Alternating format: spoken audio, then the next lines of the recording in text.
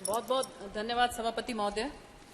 सबसे पहले तो मैं इस ऐतिहासिक बिल पर जो मुझे मौका मिला है, मैं पार्टी संगठन को भी बहुत बहुत इस बात के लिए धन्यवाद करती हूँ कि उन्होंने मुझे मौका दिया है इसके लिए। और ये बहुत ही ऐतिहासिक पल है और मैं इस बात के लिए भी अपने आप को बहुत सौभाग्यशाली समझती हूँ कि हम आदरणीय प्रधानमंत्री नरेंद्र मोदी जी के नेतृत्व में आज इस 17वीं लोकसभा के सदस्य हैं और आदरणीय गृह मंत्री जी जिन्होंने इससे पहले जो 370 धारा जो है उसका बिल जो लेकर आए, उसके एब्रोगेशन का, और उसके भी हम साक्षी बने। और इसके साथ साथ आज इस ऐतिहासिक बिल का जो आज यहाँ पर लाया जा रहा है, तो इसके लिए भी हम साक्षी बन रहे हैं। इसके लिए मैं बहुत बहुत धन्यवाद करती हूँ। सभापति महोदय, इंडियन पीनल कोड 1860 को भारतीय न्याय संहिता 2023 कहा जा रहा है। सीआरपीसी 1973 को भारतीय नागरिक सुरक्षा संहिता 2023 कहा जा रहा है।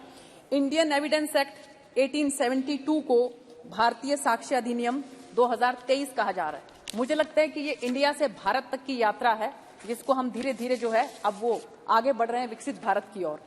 सभापति महोदय, ये बिल 11 अगस्त 2023 को इंट्रोड्यूस किया गया था आदरणीय गृह मंत्री जी के द्वारा और 11 अगस्त को ही स्टैंडिंग कमेटी को ये रेफर कर दिया गया था और 10 नवंबर 2023 को स्टैंडिंग कमेटी की जो रिपोर्ट आई, उसके बाद 12 दिसंबर को इसको विड्रॉ किया गया, क्योंकि वो जो भी रिकमेंडेशंस आई थी जो कमेटी की, उसको उसके अंदर डालने के बाद, उसमें अमेंड करने के बाद फिर 12 दिसंबर 2023 को वापस इसको इंट्रोड्यूस किया गया और आज जो है इसके ऊपर चर्चा और उसके बाद इसको पास करने के लिए यहाँ पर जो है चर्चा सब चल रही है। और इसका नाम अब, क्योंकि ये दोबारा से इसमें आया है, तो इसका नाम अब बदलकर भारतीय न्याय संहिता सेकंड 2023 किया गया है और इसके साथ साथ भारतीय नागरिक सुरक्षा संहिता सेकंड 2023 और भारतीय साक्ष्य अधिनियम सेकंड 2023 कहा गया है। आदरणीय सभापति महोदय, मैं कहना चाहूंगी कि बिल्कुल अभी हमारे एक वक्ता कह रहे थे कि आदरणीय प्रधानमंत्री जी ने जब लाल किले की प्राचीर से ये कहा कि हम अमृत काल में हैं और इस अमृत काल के अंदर हम पंच प्रण करते हैं और वो पंच प्रण ये थे सभापति महोदय की goal of developed India, Bharat को विकसित भारत बनाना। नंबर दूसरा, कॉलोनियल माइंडसेट को पूरी तरह से समाप्त करना। नंबर तीसरा, अपनी संस्कृति पर, अपनी जड़ों पर गर्व करना, मान करना। नंबर चौथा, एकता, एकजुटता। नंबर पांचवा, आम नागरिक के अंदर कर्तव्य बोध का होना। सभापति महोदय, मुझे लगता है कि ये 5 प्रण नहीं है, बल्कि ये भारत के 5 प्राण हैं और इसी के तहत ये लगता है कि भारत की जो ये विकसित भारत की जो यात्रा है, इस विकसित भारत की यात्रा के अंदर सबसे ज्यादा योगदान अगर किसी का रहता है तो महिलाएं, युवा, किसान और गरीब। और माननीय प्रधानमंत्री जी ने इन्हीं चारों को कहा है कि वो इन 4 जातियों में ही विश्वास रखते हैं और इनकी ही तरक्की जो है वो हमारे देश को विकसित भारत की ओर लेकर जाएगी। इसीलिए सभापति महोदय, इसके अंदर क्या किया गया है कि सबसे ज्यादा प्रेफरेंस जो है वो महिलाओं को और बच्चों को दिया गया है, इसलिए सेक्शन 63 और 64 को रखा गया है और जो FIR है उसको डिजिटाइज करने के लिए रखा गया है प्रावधान। और इसके साथ साथ जो बताया गया है कि जैसे विक्टिम महिला जो है उसकी स्टेटमेंट को रिकॉर्ड किया जाएगा बंद कमरे में, सब कुछ बहुत विस्तार से बताया गया है। तो मैं इसमें कहना चाह रही हूँ सभापति महोदय कि अभी पिछले दिनों हमारे पार्लियामेंट को देखने के लिए कम से कम 250 के करीब नए बच्चे जो IPS ऑफिसर थे वो आए थे और वो भी पूछ रहे थे कि जी आपको इसमें सेक्शन चेंज करने की क्या जरूरत पड़ी। तब उनको मैंने बताया कि किस तरह से जो हमारी सोच है, आदरणीय गृह मंत्री जी की सोच है कि बच्चे और महिलाएं हैं उनको प्रेफरेंस मिलनी चाहिए। तो अगर उनके धाराएं जो है वो अगर पीछे जा रही है, 376 पे जा रही है, तो उसका फायदा क्या है? हमें अगर हम प्रेफरेंस महिलाओं को देना चाहते हैं तो हम इसको आगे रखना चाहिए, इसलिए इसके सेक्शंस के अंदर चेंज किया गया। तो मुझे ये लगता है कि अब हमारे जो भारत के युवा हैं उनको इस बात की समझ में आएगी धीरे धीरे से कि ये सेक्शंस जो हैं वो क्यों चेंज किए गए हैं, इसके पीछे की हमारी मंशा क्या है। सभापति महोदय, इसके साथ साथ मैं कहना चाहूंगी कि हमारे आदरणीय रविशंकर जी ने जब ये बात कही कि जो कॉलोनियल जो हमारा सिस्टम है उसको चेंज करने के लिए मुझे लगता है कि एक ही काल के अंदर हमारी यूनिवर्सिटीज को बदला गया और उसी काल के अंदर ये IPC, CRPC और एविडेंस एक्ट आए। ये बिल्कुल सही है।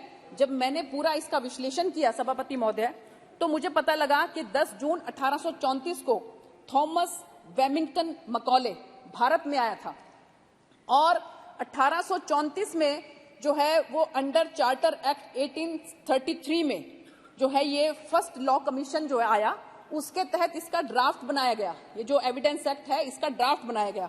और आप कमाल की बात देखिए सभापति महोदय कि 1835 के अंदर ही इंडियन एजुकेशन आया और उसके मिनट्स में उसके मिनट्स में जो है ये वेबिंगटन, थॉमस वेबिंगटन मैकॉले क्या कहता है कि only fund western education, not any other type of education, कि सिर्फ वेस्टर्न एजुकेशन जो है उसको फंड करो, इसके सिवा किसी भी जो है एजुकेशन सिस्टम को फंड नहीं करना। नंबर 2 उसने क्या कहा सभापति महोदय, close all universities that only offer courses in eastern philosophy, उन सब यूनिवर्सिटीज को बंद किया जाए। आपने देखा होगा तभी जो है धीरे धीरे हमारी जो है हमारा एजुकेशन सिस्टम क्या हुआ। 3rd नंबर पे उसने क्या कहा सभापति महोदय, just a small number of Indian should receive government education, these Indian would then instruct the rest of the populace. थोड़े से को पढ़ाओ, जैसा कि वो सिस्टम उन्होंने बताया कि भी हाँ एक जो है हुकूमत का सिस्टम, बाकी वो सबके ऊपर राज करेंगे, द डाउनवर्ड फिल्टरिंग पॉलिसी। और इसके बाद क्या कहा सभापति महोदय, उन्होंने कहा है कि Indian by blood and colour और British by taste, likes, believes, morality and intellect, कि इनको आप ऐसा बना दो। सभापति महोदय अभी हमारे 2 रिटायर्ड जो ऑफिसर्स हैं उन्होंने बहुत विस्तार के साथ जो है, इसके मैं बहुत ज्यादा गहराई में नहीं जाऊंगी, बहुत विस्तार के साथ उन्होंने बताया कि किसमें क्या क्या सेक्शन जो हैं उसको चेंज किया गया। लेकिन मैं इसके साथ साथ मैं आपको कहना चाहती हूं कि मैं स्टैंडिंग कमेटी जो है उसको भी बहुत बहुत धन्यवाद करूंगी कि उन्होंने बहुत बारीकी के साथ जो है इसके अंदर जो जो चेंजेस आने चाहिए वो उन्होंने करके बताए। और माननीय गृह मंत्री जी ने खुद 158 मीटिंग जो है इसकी अटेंड करी, 12 स्टेट्स जो हैं और उनसे इनकी सलाह ली गई, 6 यूटी से ली गई, माननीय सुप्रीम कोर्ट से ली गई, 16 हाई कोर्ट से ली गई, 5 जुडिशियल अकेडमी से ली गई। समाप्त कीजिए। सभापति महोदय मुझे प्लीज देखिए, महिलाएं जो है एक पहले बोली है उसके बाद मैं दूसरे नंबर पर बोल रही हूँ। जी। हाँ जी, इसलिए एक मुझे पूरा करने दीजिए सभापति महोदय। 22 समानता है, कोई विशेष अधिकार नहीं है। 22 लॉ यूनिवर्सिटीज जो है उनसे सलाह ली गई, 142 एमपी से और 270 एमपी जो है उनसे इसमें सलाह ली गई। 511 जो इसके अंदर जो थी उसको अब घटाकर 358 सेक्शंस इसके अंदर कर दिए गए हैं। टेररिज्म जो पहले था नहीं सभापति महोदय, उस समय में 1834 के अंदर जब इसको लेके आया गया कमीशन के थ्रू, आप ये देखिए कि उस समय में जब ड्राफ्ट उन्होंने बनाया कोई मोबाइल फोन नहीं था, कोई कंप्यूटर नहीं था, कितनी चीजें ऐसी हैं जो कि अब धीरे धीरे जो है वो टेक्नोलॉजी के हिसाब से आ रही हैं, तो इसलिए भी इसकी बहुत सख्त जरूरत थी। और इसलिए जो है टेररिज्म को अब इसके अंदर रखा गया सेक्शन 113 और करप्शन को रखा गया है, ऑर्गेनाइज्ड क्राइम जो है पेटी क्राइम को 111, 112 इस तरह से इसमें रखा गया है, और सेक्शन 103(2) जो है जिसके अंदर मॉब लिंचिंग। देखिए सभापति महोदय, मॉब लिंचिंग जो है उसकी बहुत सी घटनाएं हमने देखी, आपने भी देखी, और इसके अंदर अब ये कहे कि 5 या 5 से ज्यादा लोग समाप्त कीजिए। अगर रेस के बेस पे, कास्ट के बेस पे, कम्युनिटी के बेस पे, सेक्स के बेस पे, प्लेस ऑफ बर्थ के बेस पे, लैंग्वेज के बेस पे और पर्सनल बिलीफ्स के बेस पे या किसी अदर ग्राउंड पे अगर कोई किसी को जो है वो मार देता है तो उसको डेथ पेनल्टी होगी अगर उसका कन्विक्शन इस क्राइम में होता है। ठीक। सभापति महोदय, मैं कहना चाहती हूँ कि हैवानों और कातिलों को मजहब से ना जोड़ा जाए, मुजरिम जो भी हो उसे किसी कीमत पर छोड़ा ना जाए। सभापति महोदय, एक मिनट के लिए मैं इसके साथ साथ ये कहना चाह रही हूँ कि ये बहुत ही सुनहरा मौका था हमारे विपक्षी दलों के पास। गृह मंत्री जी ने ये बिल्कुल साफ कही थी बात कि हम इस बिल को जो है हड़बड़ी के अंदर पास नहीं करना चाहते।